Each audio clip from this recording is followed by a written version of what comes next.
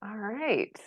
So this is the very first run of All Up in It, which is a series of conversations I've been dreaming about for some time that really gets into what it means to be human in the process of learning and growth, which we all are all the time, whether we're paying attention to it or not. And yet we tend to tell stories from the context of I have completed this and I know exactly what I'm doing and aren't I so tidy and isn't everything so great? And I find that just far less interesting and inspiring than recognizing that the process of learning and becoming and evolving is messy and doesn't actually include any defined ending. So, Mike, thank you so much for joining me in this little experiment, this little passion project of mine. And I'd love to just kick it to you to introduce yourself to anybody who happens to be watching, and tell us who you are as a human. How do you think of yourself as a human these days? Well, thanks for having me be a part of it, SB. I always enjoy having conversations with you, and really looking forward to this one. So, who am I as a human? Well, my name's Mike Angelillo, and if I had to say who I was as a human, the first thing that immediately pops to my mind, and just to spit it out there, is I'm a seeker. And what does that mean? I constantly feel like I'm a person that's interested in learning new things or thinking deeper about the things that are important to me. Always a seeker in a way for new thoughts, new perspectives, and new understandings of what it's to be like to be a human. Better understandings of my own self, my own challenges, my own faults, my own fears, my own strengths, and constantly I hate to just use the word improve upon those. It's more of an awareness or understanding of them Mm. more than anything else. So that's why I would say the first thing that jumps to my mind is I'm a seeker. The second thing I would say is I tend to be, and maybe to a fault at times, an internal optimist. I generally fall on the optimistic side of things, both in the people that I deal with. I tend to see and think the best of them. That things will work out in the end, one way or the other. And I generally deal with even the challenges and the low times of my life with some level of humor to get through it, whether that's a coping mechanism or just who I am. That optimistic side always kind of goes through. And I guess the third thing I would say that I am is someone who really cares about their social relationships, Mhm. friends, family, the different roles and patterns that you have in that life, whether it's a friend, whether it's a spouse, father, brother. All those things kind of are important to me in my life. And um, going back to my first one, seeking, I think about what those are supposed to mean and what role I play in those in my life going forward. So I guess I would take those three things: the seeker part, the sort of eternal optimist, and one who thinks a lot about the social connections. Mm. I feel like I've benefited a lot from all of those over our years of knowing each other. So thank you. I'm really curious to hear what you feel like you've been all up in recently. What have you been learning or exploring? Well, sure. There's a couple of things along that, and oftentimes this just falls into the work world, right? So let me at least deal with that part of it. So I've been in the pharmaceutical industry for 25 years, 24 years now, and currently I'm in a role that I started almost a year ago now, that really no longer deals with drugs per se, but is working with major healthcare systems throughout a two-state area in Washington, D.C., on helping them develop their programs for awareness, diagnosis, and if need be, treatment in certain cardiac rare diseases. And so it's by far and away the most interesting and challenging work that I've done in my career, and the most satisfying in a lot of ways. So a lot of what I'm up into now is perfecting that craft. It was one of those experiences, if you've been in this, where for a long time you did a certain thing and you were that smart guy or gal who sat in the back of the room, and everyone knew when they said something they would listen because you were the smart, experienced person. You had all the battle scars, you'd been through the wars, and now suddenly you go into a different aspect of it, and you're the person who doesn't know a darn thing and keep tripping over their shoelaces. So I've gotten through the tripping over the shoelaces part. I've got a basic level of knowledge and confidence in my work. And now it's how do I take that to the next level professionally and personally. And for me, getting into what I'm all up in is putting structure and habits around my work. And that really comes into my personal life as well. And what do I mean by that, SB? Let me give a little bit on that. I forget where I read this or heard it on a podcast. It doesn't matter. But someone said, I don't want to know about your goals. Tell me about your structure. Tell me about your habits. And I think that really rings true, at least for me, because I've written plenty of goals in my life, enough to fill a novel. And it never really pushed me to anything. I hate to say that, but it's true. It certainly was a directional thing, but if I missed it or I made it or whatnot, it turned out not to be something lasting or long term. And what I've come to believe, it's more about the habits and the structures you put in place around work and around personal life and relationships that ends up being what is important to you or achieve. Now, I'm not saying goals aren't important to me. Certainly they're directional. But once you've set the direction, everything is about the habits and the structures and the processes you put in place. So a lot of that is what I've put in to my life. So what do I mean by that from a practical standpoint? So from a work standpoint, I broke my job down into 6 different categories of responsibilities. And every week I have a planning document with subsets under those 6 responsibilities of what falls in those categories. Okay, what needs to be planned on that next week, and block the time for it literally in my calendar, so that I repeat those same processes over and over.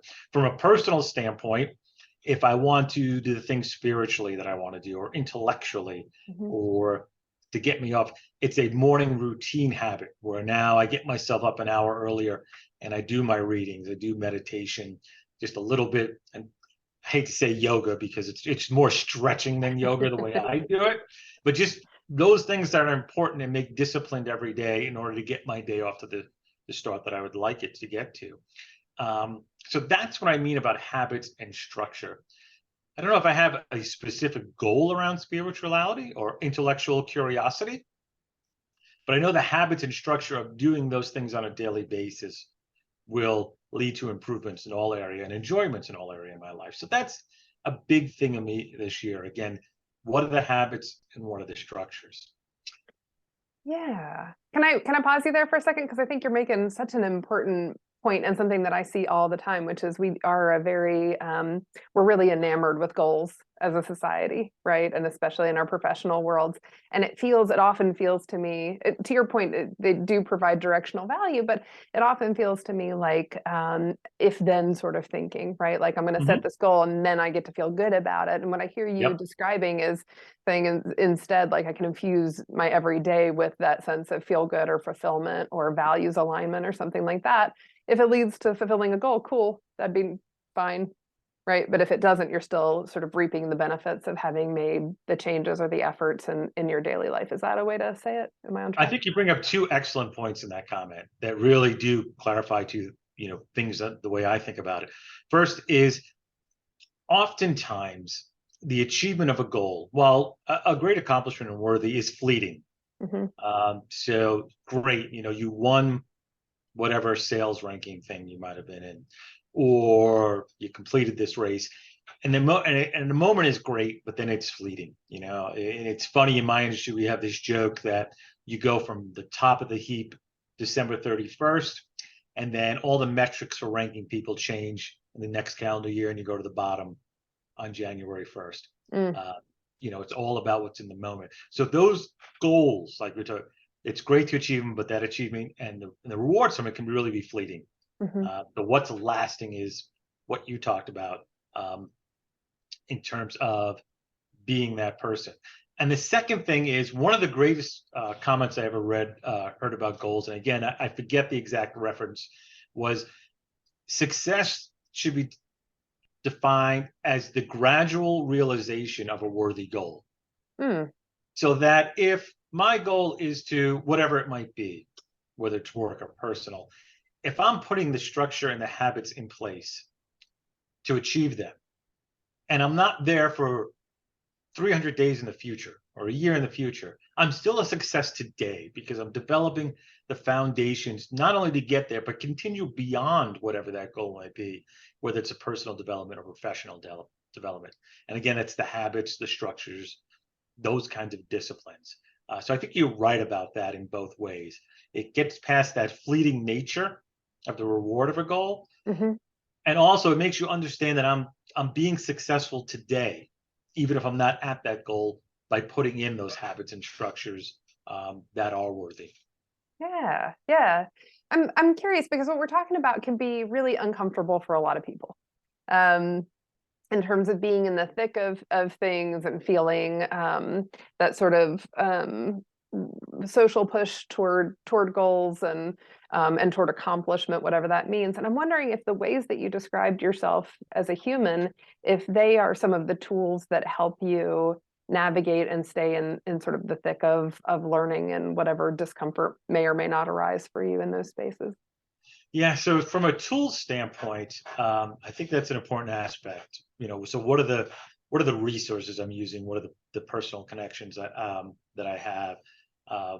And there's a whole variety of this, but I think the most important tool for me in the beginning was, and I got this from a seminar through work, was understanding the why and really asking myself the why of what I do, why I do the things that I do. And if I can give a little background of the presentation around it, there was a professor, and it's like a broken record. I forgot exactly the reference. I know he was from Columbia, but I forgot his name. But he was talking about the why, to really get into the deep of why we do what we do or what our purpose is. And he brought up the kind of somewhat hackneyed, tired old Apple example of their mission is to blah, blah, blah, bring technological blah, blah, blah to people. And the iPhone just happened to be their method of doing it, which you all heard 1,000 times and but then he brought up another example, which struck much more of a chord with me. And he was talking about Martin Luther King Jr. And he said Martin Luther King Jr. for why was that he believed the laws of man must be in coordination or must be, enmeshed with the laws of nature or the laws of God. Mm. And that his vehicle for expressing that happened to be the civil rights movement because of the place and time he was in. Mm-hmm. And that just threw me for a loop because certainly when I think of Martin Luther King Jr., I'm thinking his why was the civil rights movement, but that wasn't really it. It was that the laws of man had to be in place with the laws of nature or the laws of God. If he was born in a different time frame, if he was born in a different place, he still could express that why, but it might have been a different vehicle than the civil rights movements of the 1950s and 60s of the United States of America. Mm. And that made me think a lot about it, and I've only really worked through this on a professional level of why I do what I do.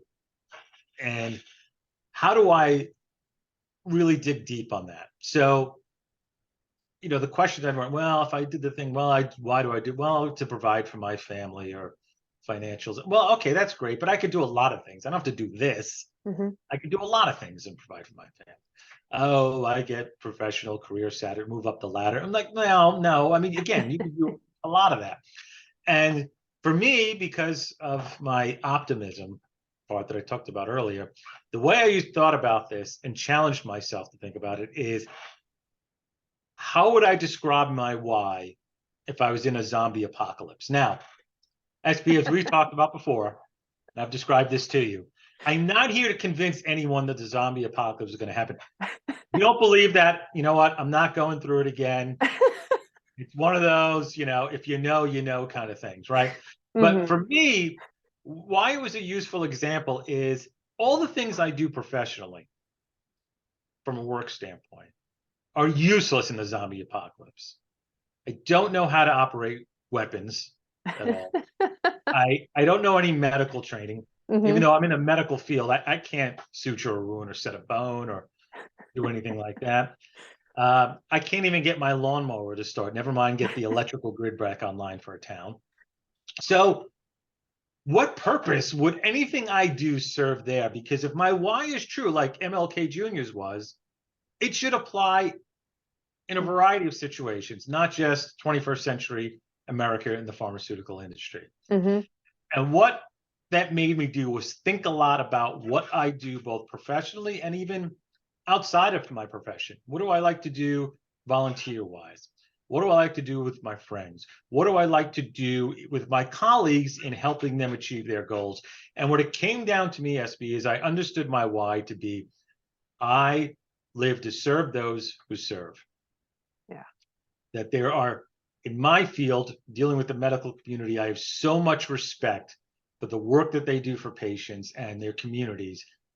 I can't do those things, but I know that I can serve them to help so they can serve better to their populations. And that's very fulfilling in the work that I do. Mm-hmm. And in a lot of the volunteer operate things that I've done with some of the food banks or other programs here, and even my charity, it's that same concept. It's not so much me directly helping people sometimes, but I get satisfaction at doing everything I can to help those people that are best at helping the people, kind of thing.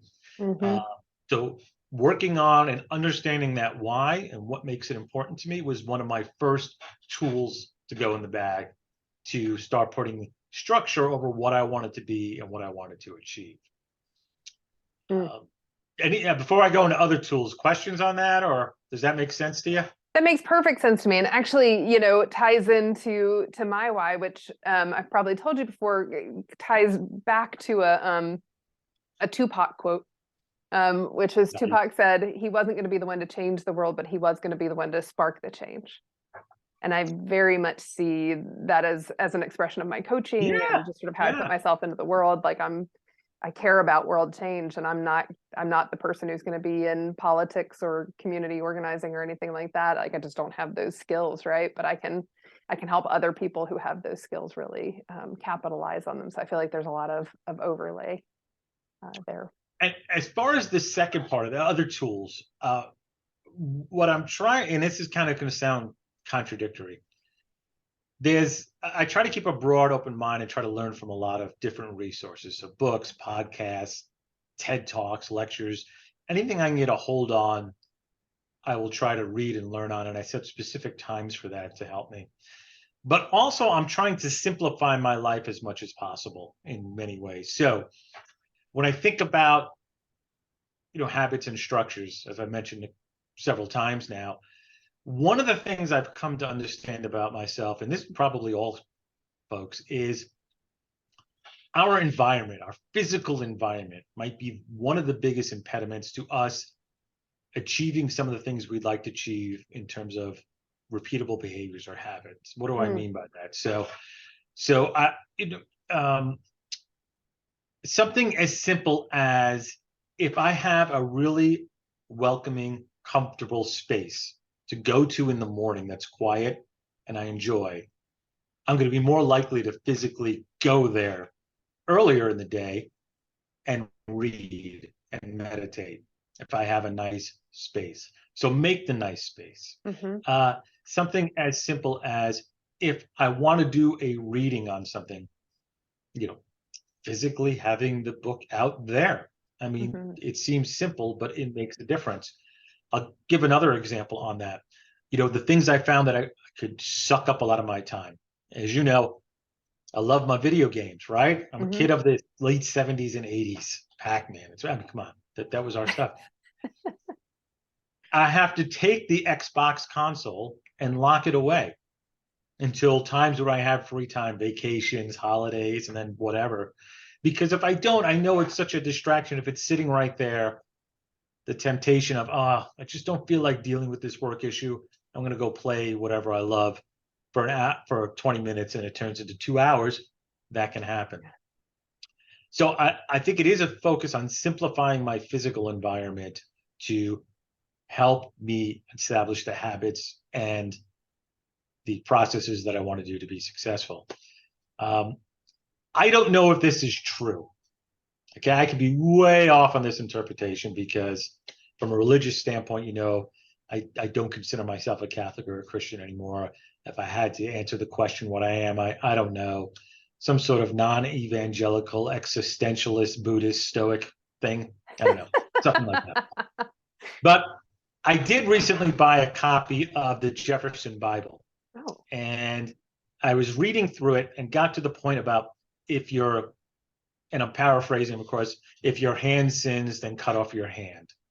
If your eye sins, pluck out your eye, because it would be better to go in the kingdom of heaven with one eye than, hell with two eyes, essentially.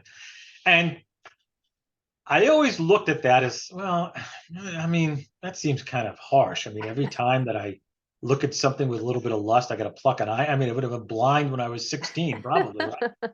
Right?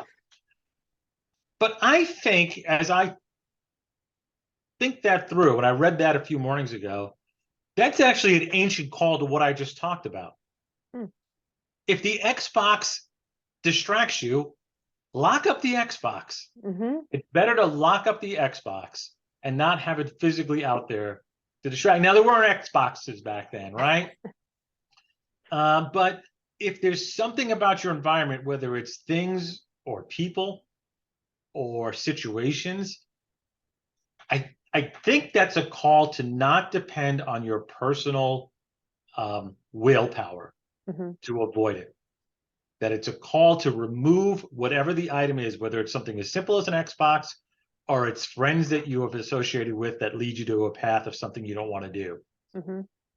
Removing those from your world and not relying on your personal willpower to not be tempted by those things. Yes.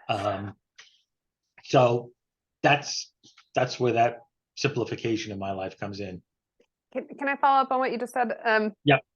There's a question that was sort of tingling at me, and you just gave me an entry point, which is, where have you noticed in your life, or have you noticed areas where following your own guidance or your own path of learning and curiosity has been in some way countercultural in some way, whether like your family culture or your work culture or society, like in a way that you felt like you were sort of working against the tide? I used to have, he's still a friend of mine, but he moved to Ohio, someone I used to work with, and we would have long conversations about, he was a devout Christian. And as I mentioned, that's not a faith that I'm a part of anymore. I really haven't been for, I would say, 25 years or more. And so we would definitely have divergent ways of viewing things, but sometimes would end up in the same spot in terms of human interactions, right? And I always thought that was the important part. I will say this, I think in general, at least in our part of the world, being a non-Christian, you're already going against the culture a little bit, where I live and where we live in Southwest Virginia. And so that's already a little bit of the counterculture side of it, and I guess where I've gone again. What I've said to some people that I think is counter in that respect is that when I stopped believing in the metaphysics of Christianity, some of the teachings made more relevance to me than they ever would have before, right? And I still would struggle a little bit, even in reading the Jefferson Bible, with some of the statements that's in there. And I won't go through the Jefferson Bible. Google it if you don't know what it is. Some of the, not that the metaphysics, because he purposely takes that out, but there's still a couple of passages in there that hit me as and one of them is, and I'm still trying to filter it through the way I think, and I'm paraphrasing again, twice he talks about the birds can't make clothing, essentially, but they're still able to survive because God provides for the birds. If God provides for the birds, how much more will he provide for you? And that doesn't mesh with my way of thinking about things, that some ethereal spirit from beyond provides all my needs and I can just, give up. And so I was having a conversation with someone who's more devout on that way. And I was trying to reinterpret it and saying, in my mind, thinking, it's not that different than me saying, as I feel as an internal optimist, or even some Buddhist stuff, that whatever situation I find my life in, I will get the opportunity to choose my response to it, and I'll be able to handle it.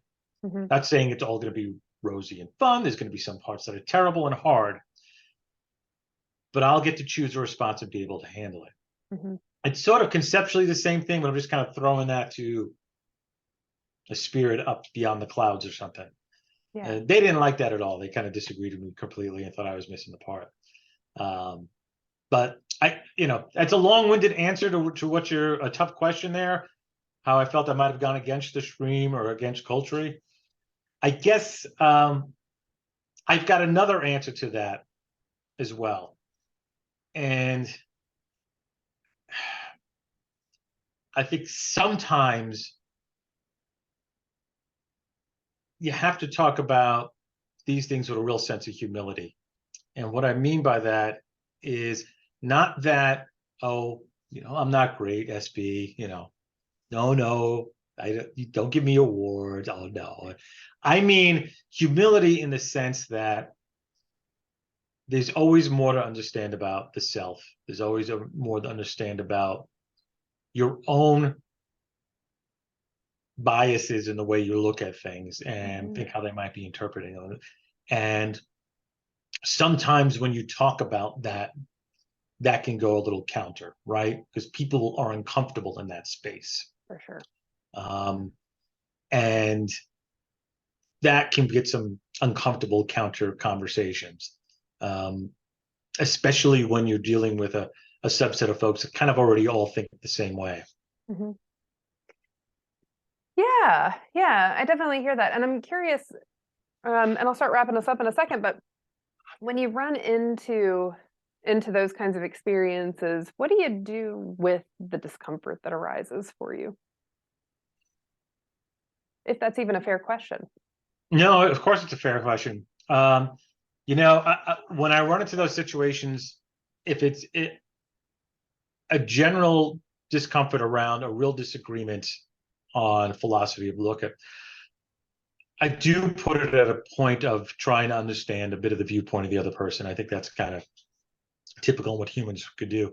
But you do get to that point of, I've had whatever my relationship might be with this person.